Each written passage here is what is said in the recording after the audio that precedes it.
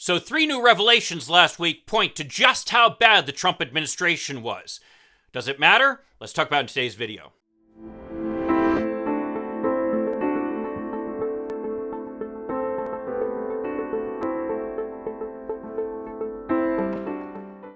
Hi, I'm Mike Greiner. I'm a lifelong Democratic activist who's concerned about the direction our country is taking. If you share my concerns, maybe you could like this video and subscribe to this channel, maybe even click that little bell that will notify you when I post something new. So 3 new revelations last week point to the depths of the depravity of the Trump administration, and I'm not even talking about the books that have been coming out. This should be a surprise to nobody who actually lived through the administration, but the question is, does any of it matter? Well, the first of these revelations are that the Justice Department responded with a 39-page brief to the congressional committees that have been asking for a copy of Trump's tax returns. And again, I'll post links to all the relevant articles down below. But under the law, Trump was required to turn them over. There really wasn't even a question about it. Trump's goal, and that of his lackey Treasury Secretary Steve Mnuchin, was to drag their feet and stall so that they could at least get past the election. Well, unfortunately, they succeeded in that front.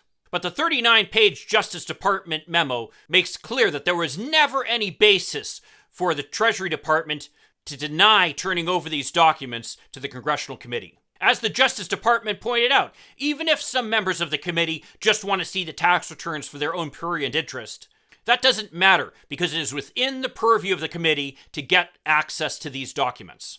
Any effort to block their release was unlawful. Now, unfortunately, it does not appear that there are going to be any consequences for the people who actually committed this fraud upon the American people, which is something that I wish Merrick Garland would change his opinion about. Because after all, if there are no consequences, what's going to stop future administrations from just doing the same thing? And what's more, this does not mean that Donald Trump couldn't try another legal maneuver to try to protect his taxes from public view.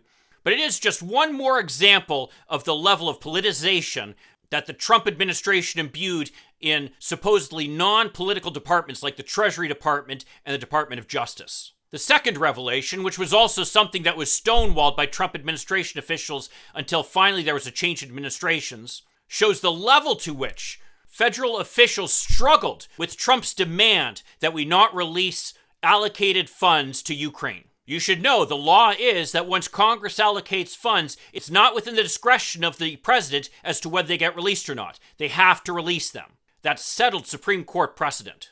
Nevertheless, these records show that Trump did demand that the Ukraine aid be held up, and federal officials were concerned with what they should do in response.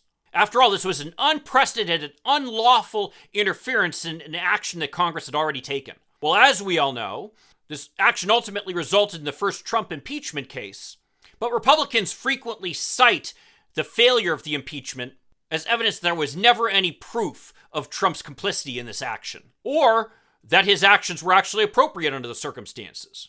Well, these released emails and notes now show that was not the case, that Trump's actions were something that administration officials didn't even know how to deal with. It was so outside of the norm. The third revelation is perhaps the most shocking, where we have the release of some notes from a meeting that Donald Trump held with his then Attorney General, Jeffrey A. Rosen, and the Attorney General's deputy, Richard Donoghue, talking about voter fraud claims. This phone call, which occurred on December 27th, is extensively detailed in Donoghue's notes. Donoghue wrote down a specific quote from the president in which he said, quote, "Just say the election was corrupt and leave the rest to me." Fortunately, cooler heads prevailed in the Department of Justice and they didn't agree to Trump's demand on that front. But it really shows just the extent to the lengths that Trump was willing to go to undermine American democracy and install himself as an authoritarian dictator despite his failure at the electoral ballot. It didn't matter that the Department of Justice found no evidence of voter fraud. Trump wanted them to say so instead so he could use that as a basis for his coup. Well, if you're outraged, so am I. But does it matter to his supporters? Probably not. You see, the Pew Research Center came out with a recent poll that gauged how much Americans view the right to vote as a right or a privilege. Now, the reason this is important is a right is something we should go to all lengths to make it possible for people to do, whereas a privilege is something that can be limited, like driving, for example. Well, it turns out that Democrats overwhelmingly believe voting is a right, whereas Republicans believe it is a privilege. As always, by the way, I'll post links to the relevant articles down below. So if you thought that Republicans might be outraged by the fact that Trump is undermining democracy, well, guess again. Because according to this data, they basically don't support democracy. It reminds me of the famous quote by Trump's Fed nominee, Stephen Moore, who said that capitalism is a lot more important than democracy. Well, as it turns out, Republicans just view democracy as something that's an inconvenience that needs to be limited, so the rich can go on continuing their efforts to take money from everybody else.